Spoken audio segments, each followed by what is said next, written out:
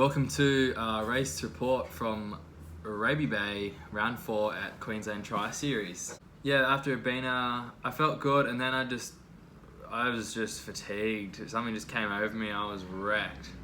I took a whole week off. Pretty much from Tuesday to Sunday I had off. I think it was rainy through the start of the week. Just a lot of things going on, a lot of physical, mental battles happening in and around life and everything that goes on like that.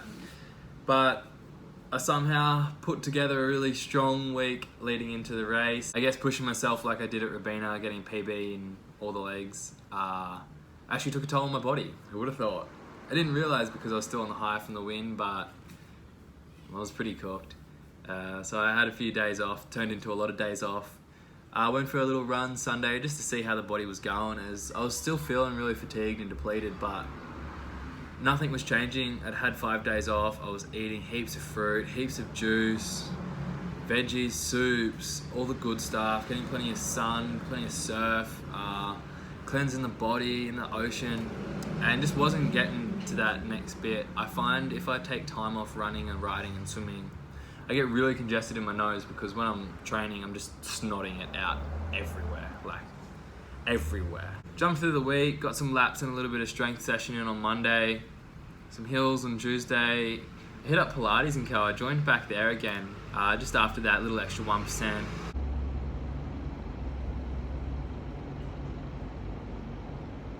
And especially that week leading into the race, I thought it would be really good to just get some extra strength, mobility, movement going through the body to really just kickstart that race week. Wednesday, normal track, bike intervals, normal gym training, pretty cruisy. Thursday again with Pilates, some little intervals, bike run, brick session with a little swim, feeling pretty good. Friday was rest day and I was on. I was on. It was so hard to rest, but that's how I knew I was ready to race. Saturday I just freshened myself up, little taper set, ready to rock and roll. Headed up to Michaela's nan's place on that Saturday arvo, checked in, did all my stuff, got to the race, pretty cruisy, felt comfortable. Had a blueberry Cliff Bar in the morning before the race. I didn't want to eat too much because I'd had a garden of vegan spag bowl, plus Michaela's dad made a jackfruit thing, and then we turned it into a big Buddha bowl, and it was great. And I couldn't not have any, so I had a big bowl of spag bowl plus a little Buddha bowl of jackfruit and goodness. So I'd eaten a lot. I didn't want to be running around looking for a toilet everywhere, so I just decided just one Cliff Bar. We'll see how we go. I've been experimenting eating a little less for breakfast, still maintaining calorie intake, but just not eating as much before training, eating a little more during training and after training. That way I don't have that heavy bloatedness when I start training and I feel a little fresher, lighter. So far it's working really well. You can be the judge of that if you follow me on Strava, if you're lucky enough for me to accept you to be following me. I'm pretty strict on that these days, just with the circumstances around things that have been happening lately. If you know, you know. If you don't, you don't. If you don't know, that's great. You're actually in a better position than if you do know what I'm talking about. So that's just how it is. Yeah. And we'll just flow on with that. If I ever say things or post things on the vlog, on my Instagram, or just whatever, just remember I'm human too. Like, I've just turned 25. I'm a young man. I'm pretty much still a child. I honestly feel like 15, 16 years old. I just about look it. Whenever I'm in the gym training the young fellas, I pretty much feel like I'm one of the boys going through high school again. So just remember that even though I guess I am famous because you all follow me and like to have your say about what I do, fully forgetting I am a human being that is learning how to be human. I've only been here for 25 laps around the sun, so just remember that. If I ever do say or offend anyone, don't go complaining to other people about what I say or do. Just come straight to me and be like, yo, I'm really offended that as a human you do poos. Or like, you're vegan and you make me uncomfortable for exploiting, harming and hurting animals. I'm like, yeah, no, like, that's why I choose not to hurt animals and that's why I choose to be vegan. And if that offends you, like, you're totally allowed an opinion. just don't go complaining to other people about me. Just come straight to me and be like, yo man, you really offended me, and I'll help talk you through it like I'm your psychologist. Like, why are you offended that I poo, or that I don't eat animals, or that I dared to choose what I put and do not put in my body? Like, if these things are rattling to you, maybe you have something deeper going on inside, and I'm just that little catalyst that just brought it up from deep inside you, and maybe we didn't need to deal with it. Maybe I triggered you because you and I need to deal with whatever you're going through, or maybe I'm going through it, and maybe you can help me. But yeah, anytime you feel like complaining about what I say, do, or do with my own body, where I do it, at an event, at an outdoor location, at the park, the surf, my own home, with my own body, if these things offend you, just simply tune out, take a breather, or even if just wait 24 to 48 hours, if it's still niggling on you and you just can't shake it, just message me and be like, hey, this made me feel uncomfortable, and just start really calm. That way I know that you're ready for a calm conversation. You're not going to just blow my head off, and we'll just have a simple chat, human to human. As I think you're human. I'm going to assume you're human, unless you've had any like mRNAs, changing substances. I'm sure that stuff doesn't exist out there. But I'm sure you're still DNA, and you haven't been changing any DNA for any weird substances because you're scared of the air or anything like that. That wouldn't exist, because if they did, they'd have to come up with some crazy story about how the air is dangerous and it's gonna like come in the window and attack you, and you're not safe outside in the air, in the sun, with the ocean and the breeze and the trees, because oh my gosh, what could it possibly be? That stuff doesn't exist. If it does, we'll be right. We're human. We're just a virus. We're here to live and breed and repeat. If we can't live, breed, repeat naturally, there's a reason for it. We're not meant to. But if they're trying to cause that to us, or that wouldn't exist. Big Pharma would never do that to us. They care about us. The government has their best interest at heart. Surely, that's why they're here to protect us. Rant over. Time to get into how I got this bad boy. I'll chuck it on, show you how good I look in gold. Woo, yeah, see that? 2 in a row, baby. So let's find out how I did it. We got to the race start. I was super cruisy, super casual. I got there nice and early compared to last time I raced Raby Bay, where we rocked up right as transition was closing. I thankfully got in, got it all sorted, but I was quite fatigued by the end of that day. This time round, I'd actually registered the Arvo before, because I went and got this watch off a legend, because mine had broken. If anyone knows why a Garmin 735 won't charge, or if I can fix that, let me know, because it's not charging, and the charger works with the brand new one and Michaela's one as well. So let me know how to fix my old Garmin and save me some extra money. So I'd already registered, everything was ready to go. I simply just threw the bike in, drove down 40-45 minutes to get to the race. Racked, I was already registered, got everything set up, ready to go. Came back to the car, did a few poos, chilled out, drank some water, did my little warm-up breathwork stuff, and then I even jumped on the TENS machine that Joey from USP has kindly lent me for racing. Definitely used the most of that. Just had it on my glutes and back, and I think I had it on my hemis as well, as a warm-up setting, just somewhere between 8 and 10 minutes, just pulsing, just to get the blood going and everything working properly. And it was great. I felt really good, and then I just waddled over, hung out with Michaela's family, met up with Jens, just sat down before the race, just chilling, having chats like it was just a normal training session, which is really good. I like racing calm and aligned rather than aggressive and angry. I do still get quite assertive out there.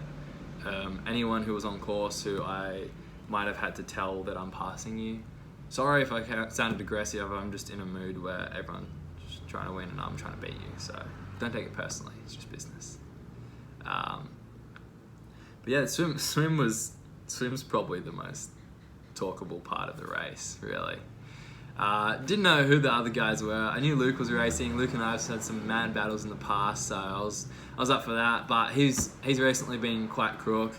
He said he's had his test, so he's safe. He's not infected by some like deadly virus that's out there wandering around in the world, because that doesn't exist anyway. Either does the test or test it, so who knows what's going on where. I'm just living Barry. He was fine, but I knew he wouldn't be 100%. It's a shame. I would have loved a good push from him. It's been a while since we've had a good battle. But I just took off in the swim. I was ready to lead it again after leading Rabina. I have the confidence now in the swim to lead it out. Put in a couple, probably like 50 hard strokes to get to the front.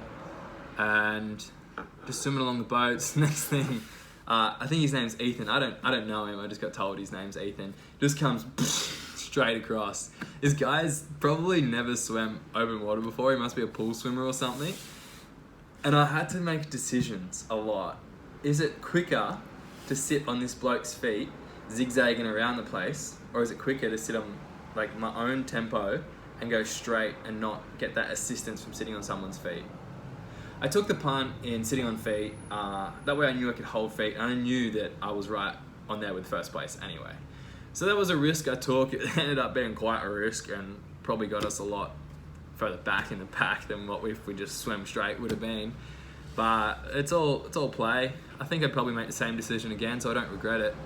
But if you've seen my Strava map, it's hilarious. It's all over the place. I thought I was not good at swimming straight, but this bloke, if he's up for training sessions, come join me. Honestly, like if Ethan, if you're watching this, shoot me a message. I usually swim either at Kira Beach or Tallabudja Beach or Creek, or there's even like an enclosure there I swim at.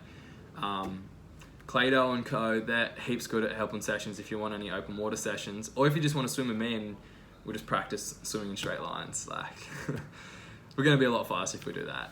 So we did that together. We snacked around the whole course. You know, you swim back into the oncoming people. We were that far left when you meant to stick right. But all in all, it's fun and games. Hopefully he didn't hit anyone. I think he did because he just stopped all of a sudden. I knew where I was going, so I just took lead from there. Took lead out of the water. I don't think he's raced Raby Bay before because getting out is hectic. Like, the ramp is about this far submerged. You've literally got to swim into it, grab the railing, pull yourself up this 45-degree wet, slippery slope, and just like use that to get going and then take off. Thankfully, for me, I knew that. Fortunately for him, he didn't. I got a nice little break running to the bike. It's a bit of a run. I think it's like 300 meters around the car park to the bike. Helmet on, grabbed my bike, took off. We took out our transition together. Go, Trav! Go, Trav!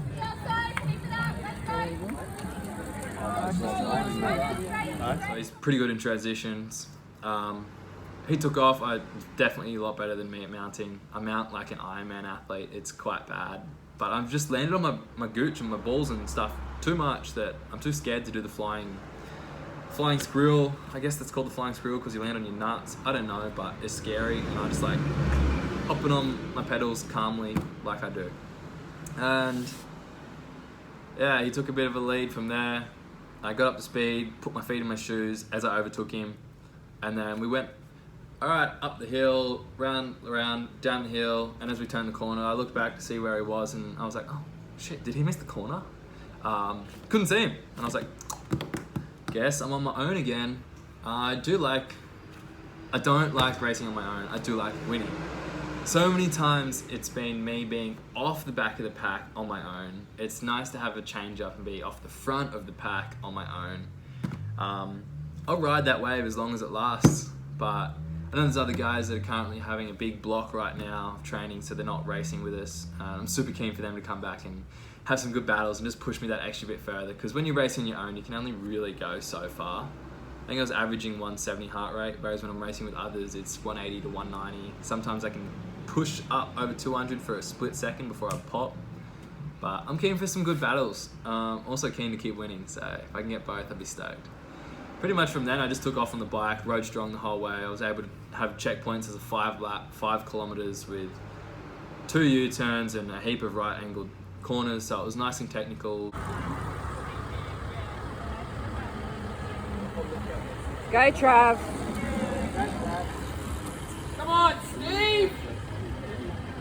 Windy just everywhere. I don't even know.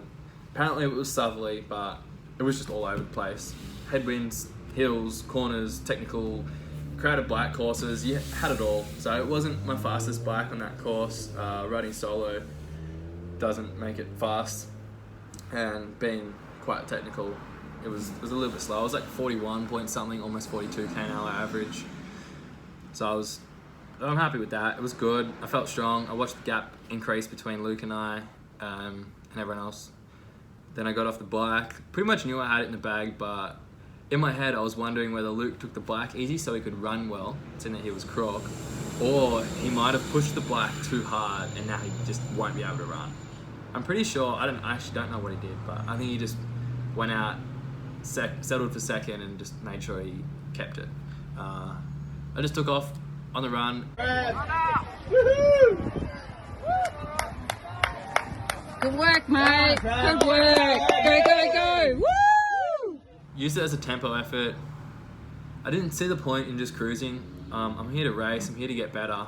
Every single race I aim to get better, so there's no point just taking it cruisy on a run. So I just decided to do a little 6k tempo. I think my heart rate was 170, pace was 326, something like that. I still forgot to stop my watch, so I don't really know what the pace was. It was a 19-minute 6k, if that helps anyone at all. What's that? It's like 310 average, I think, but the course was a little short, so it's probably like 325, I reckon I was running.